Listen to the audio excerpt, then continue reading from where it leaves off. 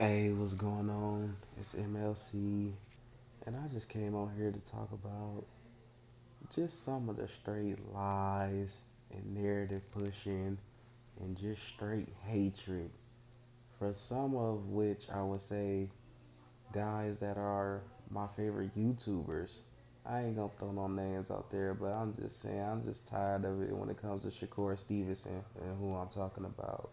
A guy I personally believe is currently top 10 pound for pound, arguably top 5, and can arguably be the top guy once guys like Usyk, Crawford, hang them up, I believe.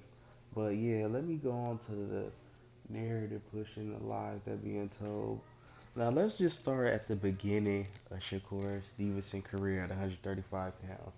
People love to say he ducked Devin Haney. No, he did not.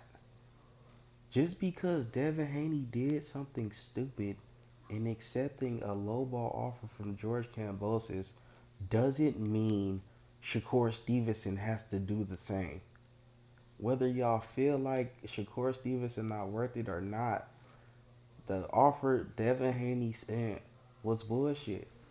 He already explained he made more money in the fights with guys like Yoshino, Valdez, and Hearing.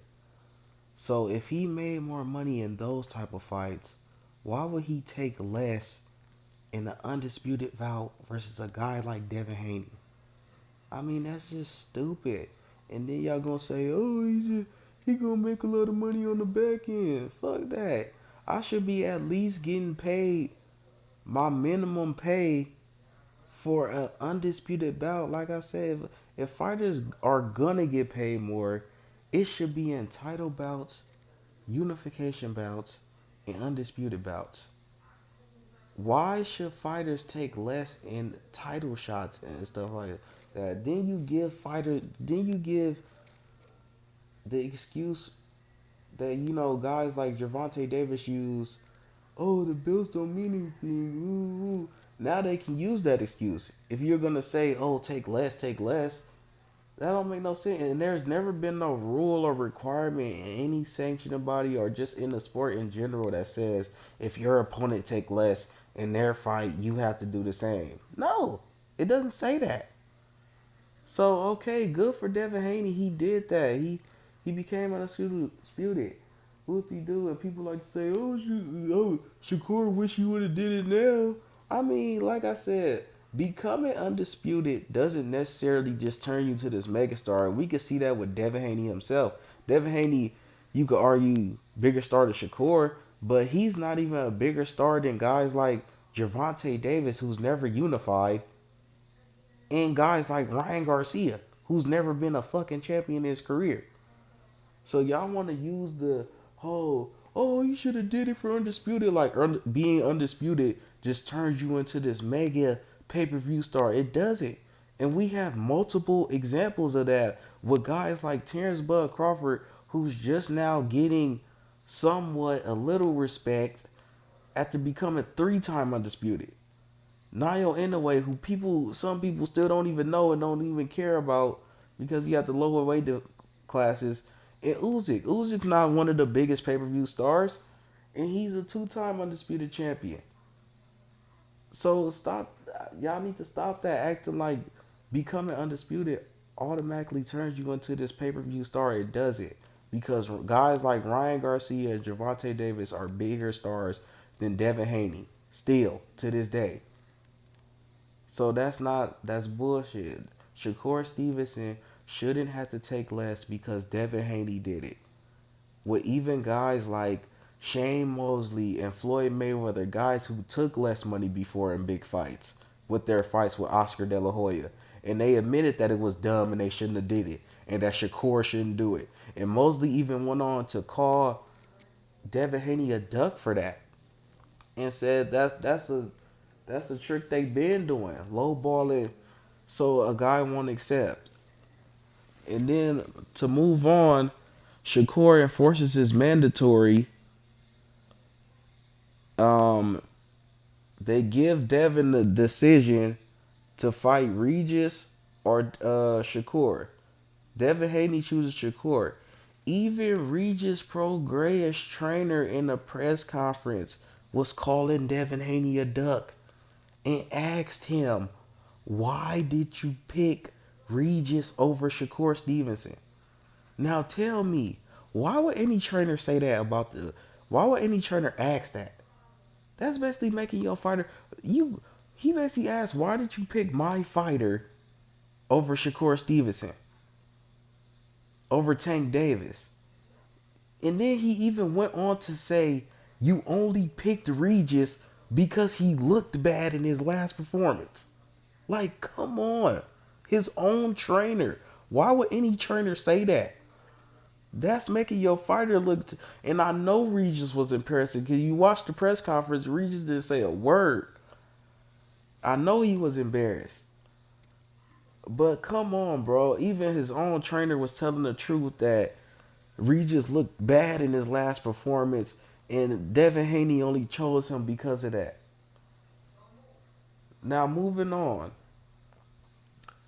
Now, with all the other stuff. Now, after that situation happened, Devin Haney moved. Yeah, after Devin Haney moved up and fought Regis, they vacated W strap. Isaac Cruz becomes Shakur Stevenson mandatory.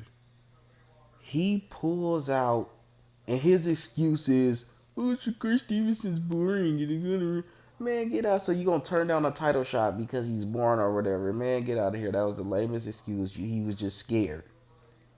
William Cepeda. I know Shakur just fought William Cepeda, but this was back in 2022. They ordered William Cepeda. He pulls out. George Camposas. He pulls out. You know what I'm saying? So he finally ends up fighting Yoshino after four guys pull out.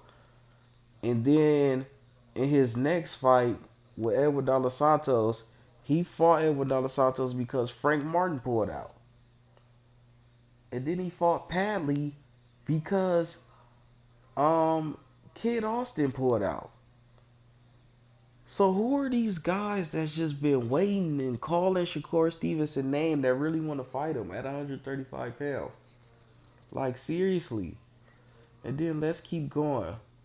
Shakur's last fight was in July of this year. By that time, Abdullah Mason had already been scheduled to fight Sam Noakes for the WBO strap. Andy Cruz and Eddie Hearn made it vividly clear back in June, before Shakur even fought William Cepeda, that they were pursuing the Raymond Moritalia fight because they're the IBF mandatory. When asked about Shakur in the interview, they basically made it clear that we going after Moritalia first, and then we'll think about Shakur. So that was never truly an option. And now Andy Cruz has gotten that fight. So obviously they were pursuing, like I said. So those two guys weren't really an option. Gervonta Davis has been ducking Shakur and making every excuse on the planet and wanting to fight any interviewer that asks about Shakur Stevenson. So that has never been an option. So who are these guys that they be trying to make it seem like Shakur Stevenson is currently ducking at 135 pounds? And then we go up to 140. Gary Anton Russell already had been scheduled to fight before Shakur Stevenson fight with William Cepeda. So that has not been an option since like freaking May. The man has been scheduled to fight Andy Hiroka since like May, June. So that has never been an option. Sabril Matias fought on Shakur Stevenson's undercard in July, and immediately after, Dalton Smith comes in the ring and they have a face off, and they immediately go into negotiations for a fight they were supposed to have on November 22nd, but now is in January 10th. So Sabril Matias is not an option. Um, Go on. Isaac Cruz, not an option. He already fight Lamar Roach. He already scared of Shakur. So people get mad at Shakur for pursuing the fight with Teofimo Lopez, but if you go through all the names I just went through, Teofimo Lopez is currently not only the biggest, best name on the for legacy wise, it's also currently the biggest money fight because Tank is not gonna fight him. And then yes, Gary Antonio Russell and Sabril Matias are good, but they're not, big names either. So and then lastly, people are gonna say, "Oh, what about Hitchens?" Hitchens has already been calling out Devin Haney, the winner of Brian Norman. Devin Haney. He's already said he's moving up. He can't handle the IBF mandatory weight requirements or whatever like that. He's been said I'll be at 147 sooner or later. So that's never, and him and Shakur Steveson are cool. So I don't think they was gonna ever really fight. But yeah, people get mad at Shakur Stevenson and push the narrative like, oh, why is he chasing Tio?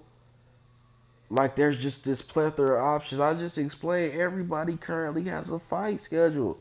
So yeah, you could say wait until after November 22nd when Abdullah Mason these guys fight. But still, Tio is available right now, so why not pursue him? He's not only the biggest name but has the best resume as well as of current. That would be the best accomplishment for Shakur Stevenson as of current. None of these other guys would be a better accomplishment for Shakur than beating Teofimo Lopez. So that's just my thoughts on it, and I'm just tired of people lying and pushing the narrative like Shakur is ducking. It's bullshit.